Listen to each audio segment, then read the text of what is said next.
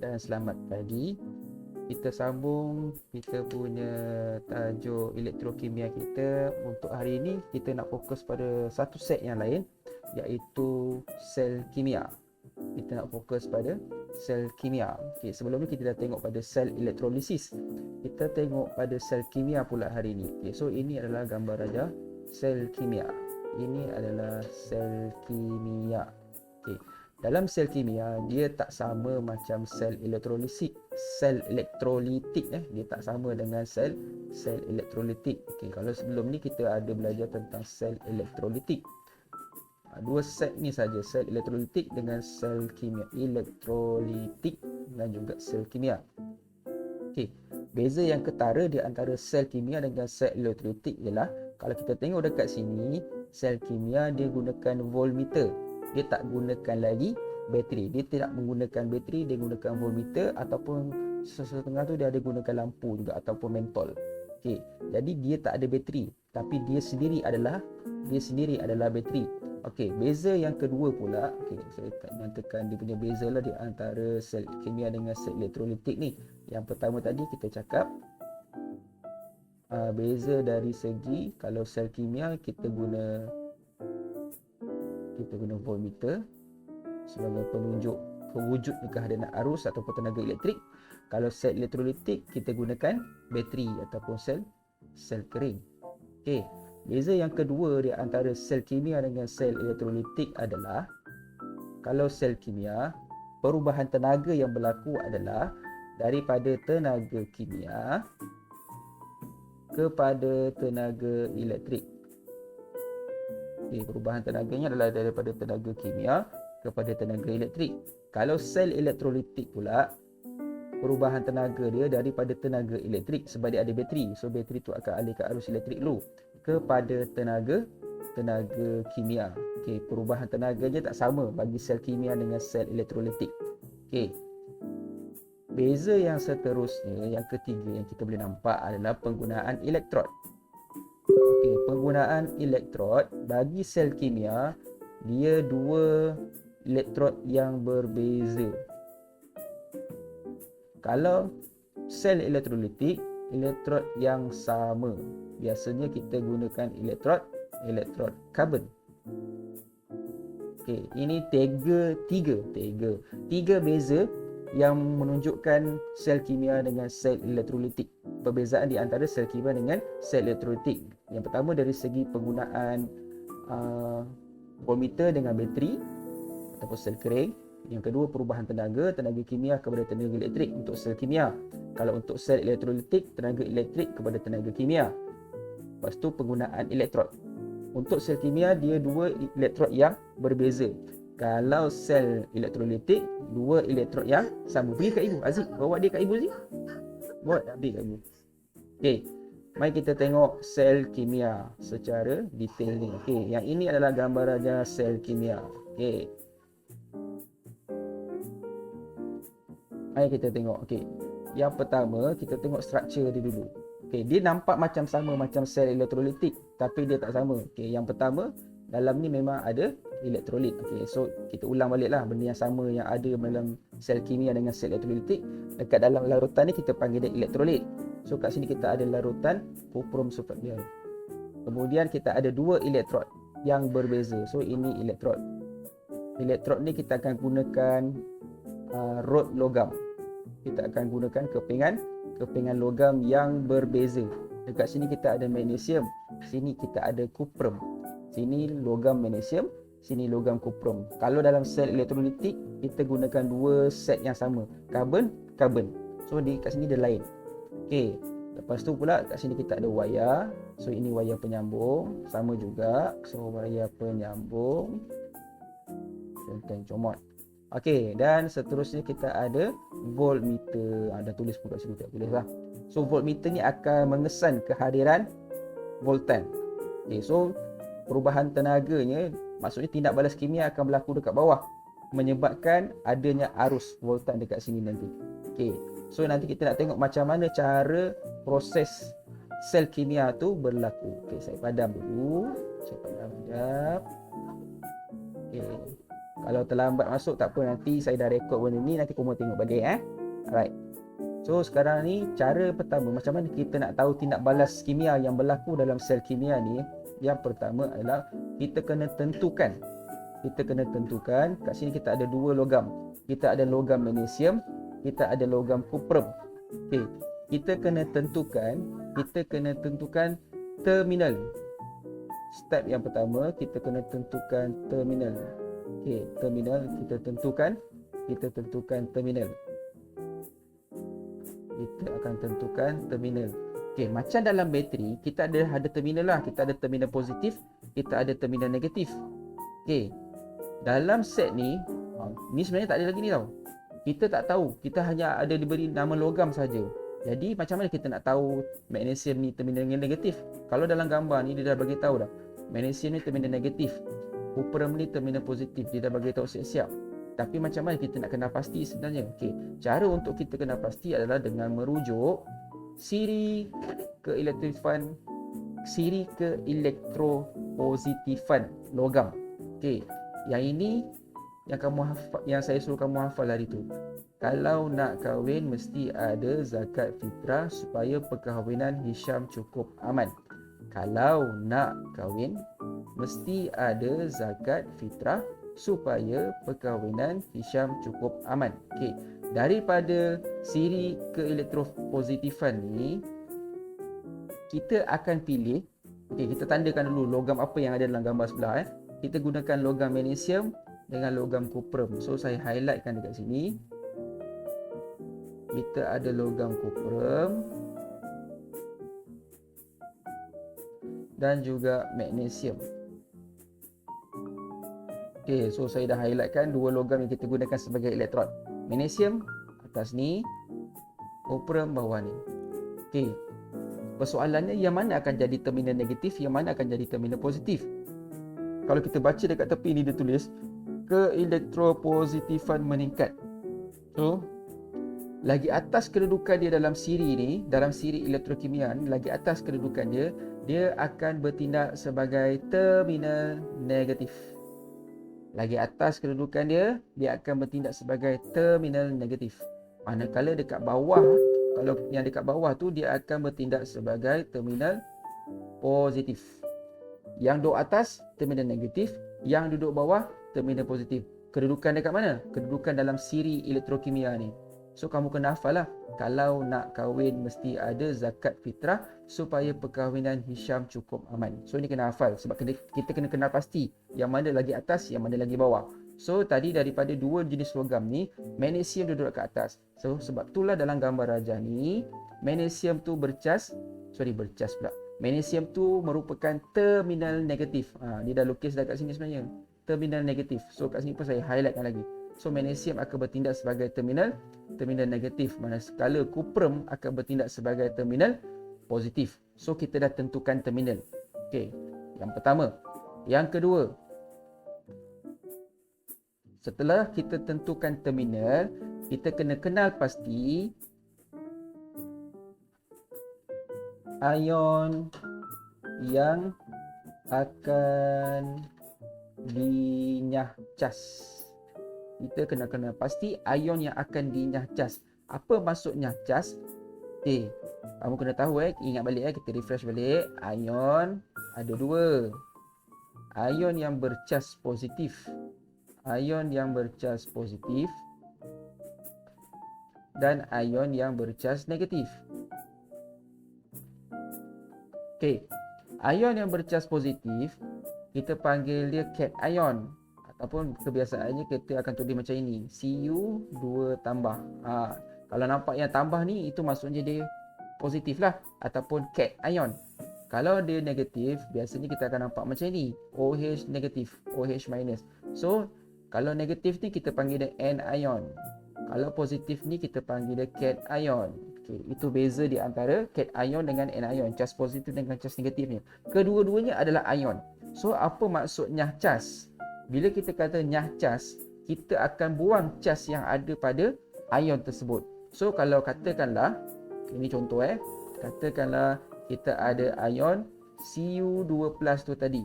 So nanti kita akan buang cas dia, itu maksudnya cas kita akan buang cas dia akan terima elektron, so dia akan membentuk Cu saja. Cu ni dalam bentuk pepejal. So kita akan nampak hasil sesuatu dalam kita punya sel kimia ni nanti. Okey, itu nanti kita tengok kejap lagi. Okey, maksud ini maksudnya cas. Kalau cas positif dia akan hilang, dia akan jadi solid. Kalau cas negatif pun dia akan hilang cas dia tu. Itu maksudnya cas. Okay, takut kamu tak tahu cas tu apa. Okey. Kemudian ini adalah step yang kedua, tentukan, kenal pasti ion apa yang akan dinyahcas. Okey, mari merujuk pada gambar ni tadi. Okey, saya besarkan sikit. Kita ada larutan kuprum sulfat. Okey, jadi bermaksud dalam larutan ni kita akan ada ion Cu2+ dan juga ion sulfat. Okey, cikgu macam mana cikgu tahu ni? Okey, tak apa, jangan risau. Untuk pelajar murid sains, dia akan beri nama-nama ion ni dalam soalan. So, kamu tinggal pilih sahaja. Okay, kalau pelajar kimia, dia kena tahulah dengan lebih detail macam mana pembentukan ion kuprum sulfat ni. Okay, tapi kita pemudahkan, kita tengok sekarang ada dua ion. Satu ion cas positif, Cu2+, satu lagi SO42 negatif. Alright. Yeah. Okay. Sekarang ni pula, mari kita tengok. Okay, kita dah tahu dah ion Cu2+ dengan SO42 negatif. Okey, selain daripada tu, bila kita kata ada larutan, dia mesti akan ada ion hidrogen dan dengan ion hidroksida.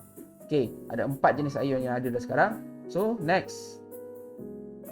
Kita akan tengok apa yang berlaku. Apa yang berlaku di terminal? Apa yang berlaku di terminal? Okey, sekejap saya tengok berapa orang dah masuk ni. Okey. So kita akan tengok apa yang berlaku di dalam terminal. So apa yang berlaku di terminal? Kita akan tengok mula-mula terminal negatif. Kita akan tengok pada terminal negatif sebab terminal negatif berada di atas. So bila terminal negatif di atas, so apa yang berlaku sebenarnya? Okey, stop sikit. Pada terminal negatif, so saya tulis sini terminal. Kita ada terminal negatif. Kita nampak itu ada logam magnesium kan? So logam magnesium ni akan kehilangan elektron, akan dermakan elektron sebab dia duduk atas. Dia duduk atas, dia kaya, dia akan dermakan duit. So magnesium ni tadi akan melepaskan elektron. So magnesium ni akan membentuk ion Mg2+ dan akan menyediakan elektron. Okey, yang ini tak perlu tahu pun tak apa. Yang cuma kamu kena tahu, ini pun tak tahu tak apa, takut nanti kamu keliru. Magnesium logam ni tadi akan berubah kepada ion. So bila dia berubah menjadi ion, dalam larutan ni tadi akan wujud ion magnesium. Saya tulis pakai pen hitam pula. So akan wujud ion magnesium Mg2+. Daripada mana-mana? Daripada logam ni tadi. Sebab logam magnesium adalah logam elektropositif. So dia akan menjadi terminal negatif. Balik tu. Faham tak? Lagi atas kedudukan dia, dia lebih elektropositif. Bila dia lebih elektropositif, dia akan menjadi terminal negatif. Kalau tak dapat tangkap yang itu, tak apa. Kamu kena fikir macam ni. Kalau dalam kedudukan si elektrokimia, lagi atas kedudukan dia, dia akan jadi terminal negatif. Lagi bawah kedudukan dia, dia akan jadi terminal positif. Satu. Yang kedua, pada terminal negatif ni nanti, logam ni akan terkakis. Logam magnesium ni akan terkakis. So tadi ni kan kamu nampak kan, solid, bentuk segi empat tepat. Tapi nanti pada akhir eksperimen, kamu akan nampak dia akan terkakis sedikit. Kenapa dia terkakis? Sebab pepejal ni dah berubah menjadi ion. Dia berubah daripada Mg kepada Mg2+. Dia hilang elektron. Elektron tu pergi mana? Okey. Seterusnya kita kena tahu, kamu kena tahu pergerakan elektron. So elektron bergerak bukan dalam larutan. Elektron bergerak dalam wire ni guys. Elektron bergerak dalam wire ni guys. So elektron yang didemakan oleh magnesium ni tadi, dia bergerak dalam wire ni. Okey, arah dia macam ni Okey, ni daripada terminal negatif. Sekejap. Okey. Ke terminal positif. Elektron bergerak dari terminal negatif ke terminal positif. Manakala arus elektrik daripada terminal positif ke terminal negatif, dia tak sama. Elektron dengan arus akan bergerak bertentangan. Okey, dalam cerita kita ni sel kimia, kita kena tahu pergerakan elektron.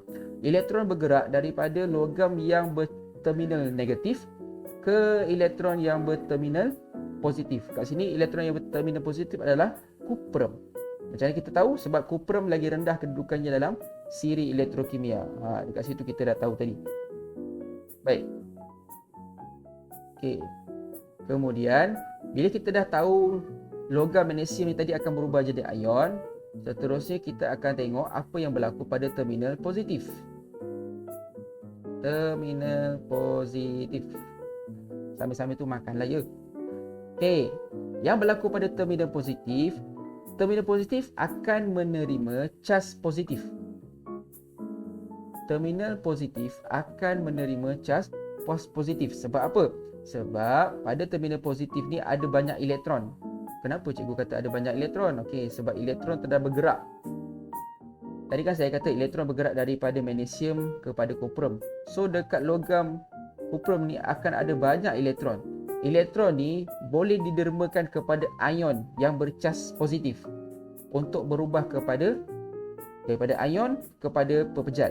Jadi sekarang ni dia dah kaya tau. Dia nak bagi duit. Dia nak bagi duit dekat larutan elektrolit ni. Dalam larutan elektrolit ni kita ada magnesium, kita ada Cu2+, kita ada H+. Ada 3 orang. Jadi sekarang ni kita nak tahu yang mana akan terpilih untuk dinyah cas. Yang mana akan terpilih untuk dinyah cas. Okey. Sekarang ni kita ada kedudukan siri elektrokimia. Untuk memilih ion yang akan dinyah cas, cara untuk memilih ion untuk dinyah cas adalah dengan memilih ion yang berada paling bawah dalam kedudukan siri elektrokimia. Bila saya cakap siri elektrokimia tu, siri kalau nak kahwin itulah. Okey, elektron yang paling bawah. So elektron yang paling bawah adalah, sekejap takut koma keliru. Saya padam ni kejap. Tadi ni kita tentukan terminal, so kita tak payah gunakan lagi dah sebab kita dah tahu terminal. Okay, sekarang ni kita kenal pasti ion yang ada. Ion yang ada dalam larutan tadi tu adalah Mg2+, kemudian kita ada H+, kemudian kita ada ion Cu2+. Okey, 3 ion. Okey, tapi jaranglah kita bincangkan H+.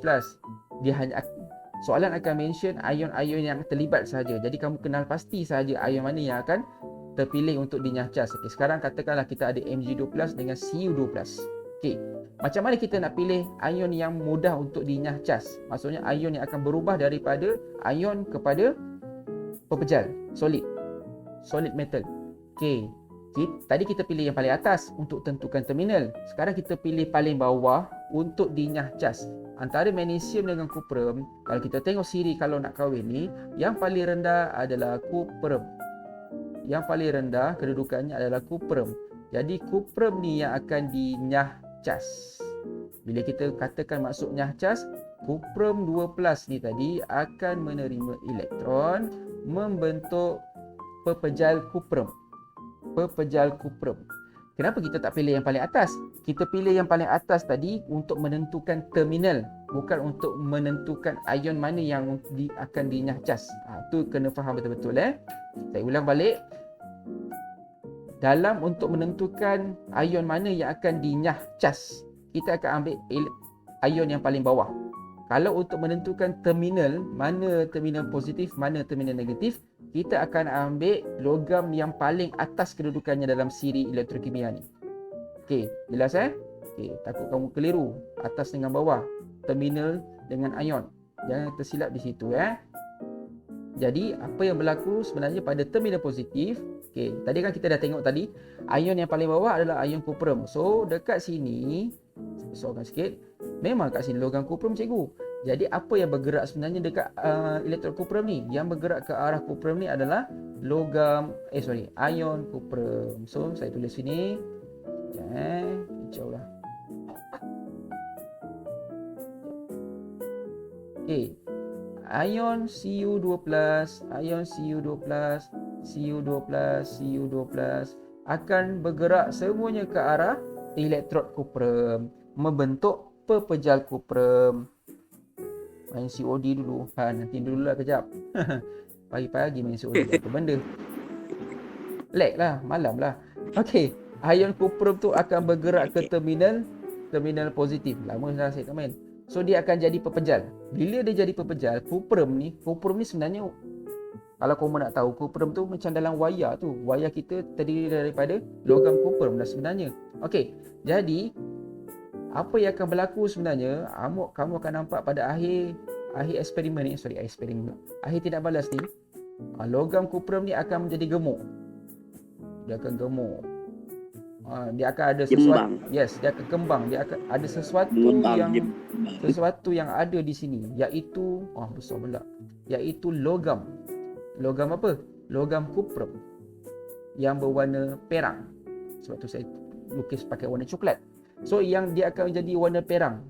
Sebab apa? Sebab semua ion kuprum akan bergerak dekat terminal positif ni. Sebab apa? Sebab ion kuprum berada paling bawah daripada siri elektrokimia ni. Kalau nak kahwin mesti ada zakat fitrah supaya perkahwinan Hisham cukup aman. Okey, itu cerita dia dalam sel kimia kita. Inilah dia. Nampak macam complicated sebab kita tak buat eksperimen. Jadi kita tak nampak apa benda yang berlaku. Jadi jangan risau. Kalau kita dapat bersemuka nanti, kita akan terus buat benda ni. Sel kimia. Okey, so saya ulang balik step dia. Dalam sel kimia tak ada bateri. Inilah bateri. Kita tak gunakan sel kering yang real punya. Kita tak gunakan sel kering ataupun bateri. Ini memang dah jadi bateri. Benda ni memang bateri. Alright. Now, yang kedua, kamu kena tahu dalam sel kimia, pertama dia akan gunakan dua logam yang berbeza. Dekat sini dia gunakan logam magnesium, dekat sini dia gunakan logam kuprum. So dua logam tu dah berbeza. Yang kedua, kamu kena pastikan terminal. Yang mana satu terminal positif, yang mana satu terminal negatif. Cara untuk menentukan terminal adalah, kenapa macam hang? Cara untuk menentukan terminal adalah dengan memilih dengan memilih logam yang berada di atas sebagai terminal negatif. Logam yang berada di bawah akan menjadi terminal positif. Okey, itu tentukan terminal. Ketiga, kamu kena tentukan ion mana yang akan dinyahcas. So, ion yang akan dinyahcas adalah ion yang berada paling bawah dalam siri elektrokimia. So, nak tak nak, kamu kena hafal siri elektrokimia ni. Kalau nak kahwin, mesti ada zakat fitrah supaya perkahwinan Hisham cukup aman. Okey, saya bagi satu contoh situasi. Mudah saja untuk bagi pemahaman kita. Katakanlah saya ada dua logam yang berbeza. Ada dua logam yang berbeza. Ini sel kimia sambungkan dekat voltmeter. Ini ada larutan. Okey, katakanlah logam ni, saya ada logam aluminium dengan logam kuprum. So, dekat sini tak dinyatakan pun terminal apa. Jadi kita sendiri yang kena tentukan terminal. So, macam mana kita nak tentukan terminal? Kita akan merujuk kepada susunan elektrokimia, kedudukan siri elektrokimia. So, saya tulis dekat sini Right. Baru add dia. Saya pun tak perasan. Cakap-cakap sorang-sorang. Okey. So, caranya kamu kena hafal dulu. So, saya tulis balik. Inilah. Kalau nak kahwin, mesti ada zakat fitrah supaya perkahwinan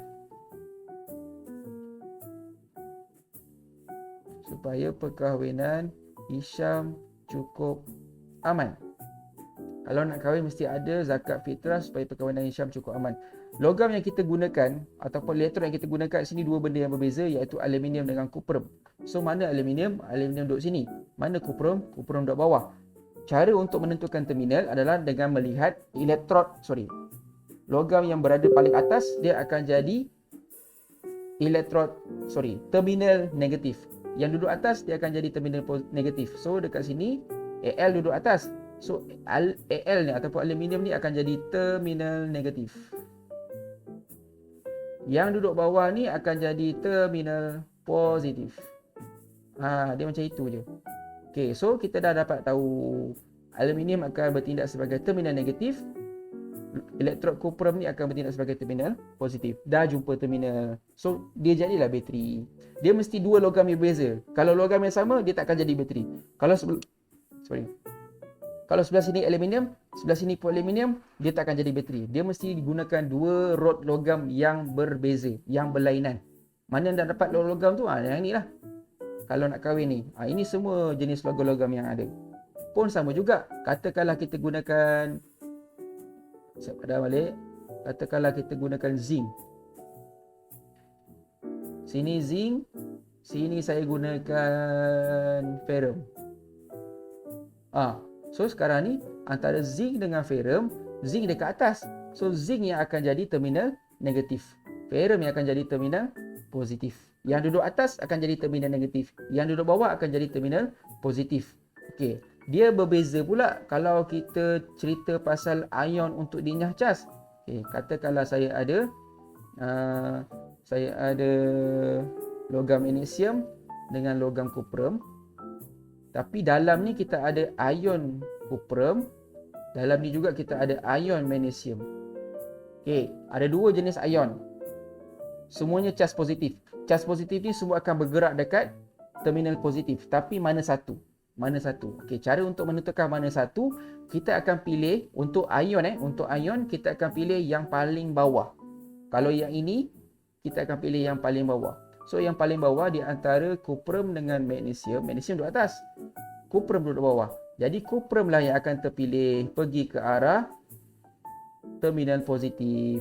Bila dia pergi ke arah terminal positif, dia akan membentuk pepejal. So dia akan menutup elektrod ni, dia akan cover kat sini. So dia akan nampak macam gemuk. Ataupun istilah sains dia dikata terenak, termendak dekat sini. Inilah cara macam mana besi disadur dengan emas, ataupun besi disadur dengan logam yang berkilau, shining. Sebenarnya logam tu, sudu tu buruk je. Macam mana kita nak cantikkan, kita boleh guna cara ni untuk mencantikkan sudu yang dah berkarat. Ataupun sudu tu nak bagi sudu tu cantik ke, nak salut dengan emas, salut. Kita panggil bahasa mudahnya salut ataupun sadu. Inilah cara dia, macam mana proses tu berlaku secara kimia. Okay, nampak macam susah, tapi kalau kamu faham mana satu logam yang akan jadi terminal, dia akan terus jadi mudah. Okay, jangan risau, saya akan bagi summarize bila kita dah habis sebenarnya pun. Okay, kita dah habis bab ni tentang sel kimia. Dalam ni kita belajar dua benda je, sel kimia dengan sel elektrolitik. Nanti kita tengok balik video ni, study balik apa benda sebenarnya yang cikgu tengah bincangkan. Nanti insya-Allah baru kamu akan dapat satu pemahaman yang jelas tentang sel elektrokimia. Ada dua, sel kimia dengan sel elektrolitik. Hari ni saya cerita pasal sel kimia sahaja. Okey. Jadi kita akan tamatkan sesi kita pada hari ini. Okey, terima kasih pada yang dah masuk ni tadi. Okey, ada siapa yang tak sempat masuk, tak sempat dengar, tak apa, jangan risau. Nanti saya akan bagi share video ni dalam YouTube. So, study balik, tengok balik perlahan-lahan, tengok, jangan pressure, tak ada kerja pun. Okey, fahamkan dulu konsepnya, baru kita akan buat latihan. Alright. So, setakat ini sahaja. So, kita tamatkan sesi kita. Jangan lupa isi link kehadiran Okey. Assalamualaikum. Terima kasih. Sama-sama. Terima kasih. Sama-sama. Ciao. Barulah pergi main. Sekarang InsyaAllah.